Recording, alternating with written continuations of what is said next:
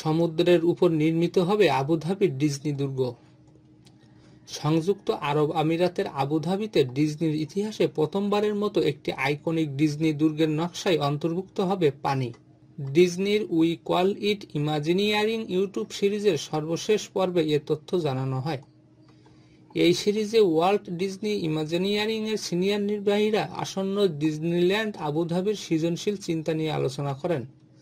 তারা বলেন, আমাদের ভবিষ্যতের অভিজ্ঞতা গড়ার ক্ষেত্রে সম্প্রতি আমাদের ঘোষণা করার নতুন গন্তব্য আবুধাবির মতো একটি অঞ্চলের কথা বিবেচনা করা হয়েছে। গ্লোবাল ক্রিয়েটিভ স্ট্র্যাটেজির senior vice president Jack Ridley নিশ্চিত করেছেন, পার্কটি ম্যাজিক কিংডম মডেল অনুসরণ করবে, যার কেন্দ্রবিন্দু হবে একেবারে ভিন্নধর্মী একটি দুর্গ।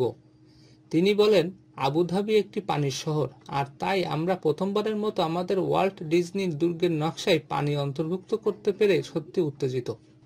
গত বছর ডিজনি প্রথম তাদের আবুধাবিতে একটি বড় থিম পার্ক তৈরির পরিকল্পনা ঘোষণা করেছিল।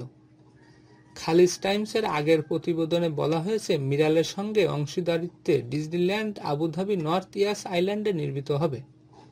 প্রকল্পটি হবে মধ্যপ্রাচ্যের প্রথম ডিজনি ব্র্যান্ডেড থিম পার্ক এবং এতে দুর্গকে কেন্দ্র করে একাধিক থিম ভিত্তিক ল্যান্ড থাকবে।